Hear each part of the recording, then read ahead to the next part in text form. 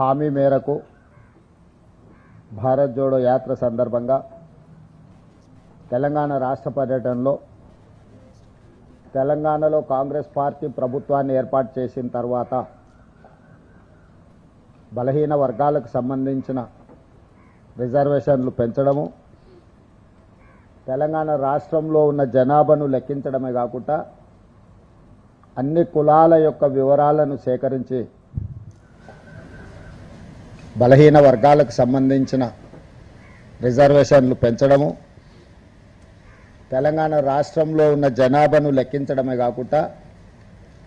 అన్ని కులాల యొక్క వివరాలను సేకరించి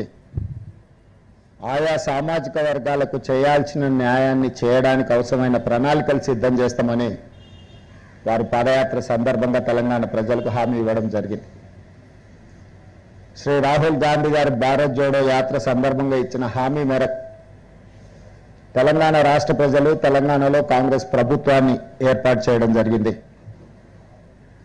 తెలంగాణలో ప్రభుత్వాన్ని ఏర్పాటు చేసిన మా మంత్రిమండలి ఫిబ్రవరి 4, 2024 నాడు మొదలుపెట్టి ఫిబ్రవరి 4, 2025 నాటికి జనగణనలో కులగణన సంపూర్ణ వివరాలను సేకరించి ఆ వివరాల సేకరణ తర్వాత విద్యా ఉద్యోగ అవకాశాలలో 42% ఓబీసీలకు రిజర్వేషన్లు ఇవ్వాలి. అదేవిధంగా రాజకీయాలకు సంబంధించి స్థానిక సంస్థలలో 42% రిజర్వేషన్లు ఇవ్వాలి అని శాసనసభలో 2 బిల్లులను ఆమోదించి గవర్నర్ గారికి పంపించడం జరిగింది. అదేవిధంగా స్థానిక సంస్థల ఎన్నికలను హైకోర్టు సెప్టెంబర్ 30 తారీఖు లోపల నిర్వహించమని ఆదేశాలు ఇచ్చిన తర్వాత ఎన్నికల నిర్వహణకు అడ్డు వస్తున్న ప్రతిబంధకాలను పరిశీలించినప్పుడు 2018లో చంద్రశేఖరరావు గారు స్థానిక సంస్థల్లో 50% మించకూడదు రిజర్వేషన్లు, 50% పరిమితం చేస్తూ టీఆర్ఎస్ ప్రభుత్వం చేసిన చట్టం అడ్డంకిగా మారడంతో అప్పటికప్పుడు మా ప్రభుత్వం ఆర్డినెన్స్ ద్వారా చంద్రశేఖరరావు గారు తెచ్చిన చట్టాన్ని సవరించి గవర్నర్ గారికి పంపించడం జరిగింది. ఆ ఆర్డినెన్స్ను కూడా గవర్నర్ గారు రాష్ట్రపతి ఆమోదం కోసం పంపించడంతో 4 నెలల క్రితం విద్యా ఉద్యోగ అవకాశాలలో 42% రిజర్వేషన్లు ఓబీసీలకు, స్థానిక సంస్థల ఎన్నికలలో 42% రిజర్వేషన్లు ఓబీసీలకు 2 బిల్లులు దాదాపుగా 4 నెలలు పూర్తయినా రాష్ట్రపతి గారు ఆమోదించలేదు. అదేవిధంగా చంద్రశేఖరరావు గారు తెచ్చిన చట్టం బీసీ రిజర్వేషన్లను 42% పెంచడానికి అడ్డంకిగా మారడంతో ఆ అడ్డంకిని తొలగించి ఆర్డినెన్స్ను కూడా రాష్ట్రపతి ఆమోదం కోసం ఎదురు చూస్తున్నది. క్షేత్రస్థాయిలో మేము చేయాల్సిన ప్రయత్నాలన్నీ చేసి అన్ని రకాల చట్ట సవరణలు చేసి శాసనసభ ఆమోదం పొంది ఏకగ్రీవంగా శాసనసభలో ఉన్న బీఆర్ఎస్, బీజేపీ, సిపిఐ, ఎంఐఎం మా ప్రభుత్వం అందరూ సభలో చర్చ పెట్టి అందరి ఏకగ్రీవ ఆమోదంతో ఢిల్లీకి పంపిన ఈ చట్టాలు అమలు జరగకుండా వాయిదా పడుతూ వస్తుంది. అందుకే ఇది రాష్ట్ర స్థాయిలో కాదు జాతీయ స్థాయిలో ఒక పోరాట కార్యాచరణను చేపట్టాలి. ఈ పోరాటంలో జాతీయ అధ్యక్షులు రాజ్యసభలో అపోజిషన్ లీడర్ మల్లికార్జున్ ఖర్గే గారిని, Lok Sabha leader of opposition Shri Rahul Gandhi గారిని, 100 మంది కాంగ్రెస్ పార్లమెంట్ సభ్యులందరూ కూడా సహకారం తీసుకొని లోక్సభ రాజ్యసభలో తెలంగాణ కోసం ఓబీసీ రిజర్వేషన్ల కోసం తీసుకున్న నిర్ణయాలు వాయిదా పడడానికి కేంద్ర ప్రభుత్వాన్ని ప్రశ్నించడానికి మేమందరం ఢిల్లీకి వచ్చి మిత్రులు పిసిసి అధ్యక్షులు మహేష్ కుమార్ గౌడ్ గారు, ఉప ముఖ్యమంత్రి బట్టి విక్రమార్క గారు, ఉత్తమ్ కుమార్ రెడ్డి గారు, మిగతా మంత్రివర్గ సహచరులం అందరం కూడా ఇందిరా భవన్లో స్పష్టంగా అధికారిక కార్యాచరణలో మేము తీసుకున్న విధానాన్ని ఈరోజు వాటి పరిస్థితులను అందరికీ వివరించడం జరిగింది. ఆనాడు శ్రీ మల్లికార్జున్ ఖర్గే గారు, శ్రీ రాహుల్ గాంధీ గారు సంపూర్ణంగా తెలంగాణ చేపట్టిన ప్రక్రియను సమర్థించుకుంటూ మేము తీసుకున్న నిర్ణయాలు ఓబీసీలకు పెంచాల్సిన 42% రిజర్వేషన్లకు సంపూర్ణ మద్దతు పలికారు. మద్దతు పలకడమే కాకుండా చట్టసభల్లో కేంద్ర ప్రభుత్వాన్ని, నరేంద్ర మోడీ గారిని మేము నిలదీస్తామని చెప్పి వారు మాకు అండగా నిలబడ్డారు. ఆ తర్వాత తాల్కటోరా స్టేడియంలో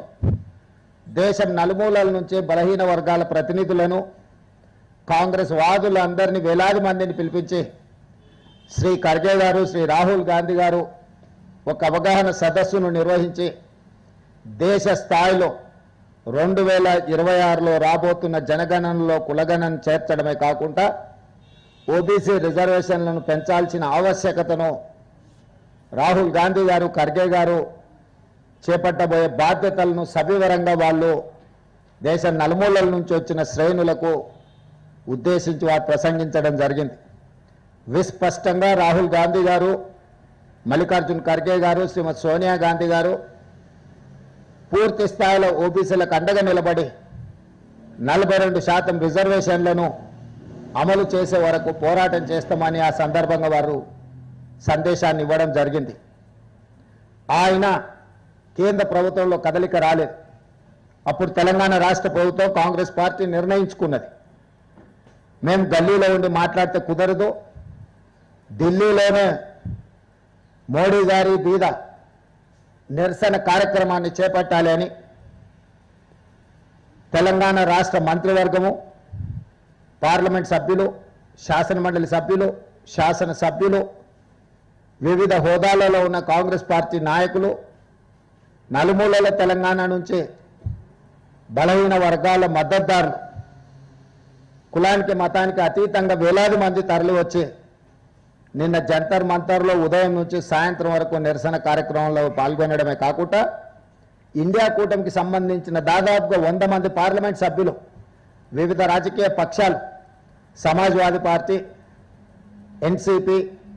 డిఎంకే, కమ్యూనిస్టు పార్టీలు, ఇతర చాలా రాజకీయ పార్టీలు, దాదాపుగా 100 మంది పార్లమెంట్ సభ్యులు జంతర్ మంతర్లో మేము కాంగ్రెస్ పార్టీ ఆధ్వర్యంలో చేపట్టిన నిరసనకు సంపూర్ణమైన మద్దతు పలికి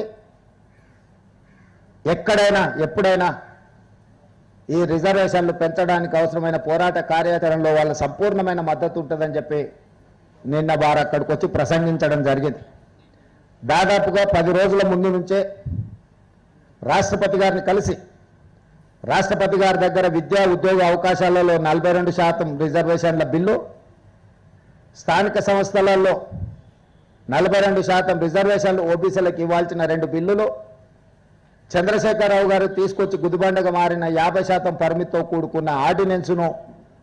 ఆమోదించండి అని రాష్ట్రపతి గారికి కలిసి విజ్ఞప్తి చేయాలని దాదాపుగా 10 రోజుల క్రితమే రాష్ట్రపతి గారి అపాయింట్మెంట్ మేము అడగడం జరిగింది. మేము రాష్ట్రపతి గారి అపాయింట్మెంట్ అడిగిన తర్వాత అమిత్ షా గారు, నరేంద్ర మోడీ గారు రాష్ట్రపతి గారిని కలిసారు. వారు ఏం మాట్లాడుకున్నారో తెలియదు, కానీ మా కొండా సురేఖ గారు, మా పొన్నం ప్రభాకర్ గారు, మా మహేష్ గౌడ్ గారు, మా శ్రీధర్ బాబు గారు ఒక ఆలోచనకు, ఒక నిర్ధారణకు వచ్చింది. రాష్ట్రపతి గారు మాకు అపాయింట్మెంట్ ఇచ్చి మేము కలిసి చేసే విజ్ఞప్తులు వింటే ఓబీసీలకు విద్యా ఉద్యోగ అవకాశాల్లోనే కాదు, స్థానిక సంస్థల్లో 42% రిజర్వేషన్లు ఇవ్వాల్సిన తప్పని పరిస్థితి ఏర్పడుతుంది. కాబట్టి అసలు తెలంగాణ రాష్ట్ర ప్రభుత్వానికి ముఖ్యమంత్రి గారి నేతృత్వంలో కలిసి ఒక విజ్ఞాపన పత్రాన్ని ఇచ్చి మా పెండింగ్ బిల్లుల అంశాన్ని తేల్చమని ఏదైతే అడుగుతున్నామో, మాకు అపాయింట్మెంటే రాకుండా కేంద్ర ప్రభుత్వం, నరేంద్ర మోడీ గారు, అమిత్ షా గారు అడ్డుకున్నారని ఒక నిర్ధారణకు మా మంత్రివర్గ సహచరులు, మా పార్టీ అధ్యక్షుడు వచ్చిండ్రు. అందుకే ఈరోజు 6-7 తారీఖుల్లో ఎప్పుడిచ్చినా మేము మిమ్మల్ని కలుస్తాము, ఢిల్లీలో మీకు అందుబాటులో ఉంటామో అని చెప్పి రాష్ట్రపతి గారికి మేము తెలియజేయడం జరిగింది. అందుకే ఇప్పటి వరకు నిన్న నిరసన కానీ దాదాపుగా 5, 6, 7 తారీఖుల్లో తెలంగాణ రాష్ట్రం మొత్తం కదిలి ఇక్కడికి వచ్చింది ప్రజాప్రతినిధులు.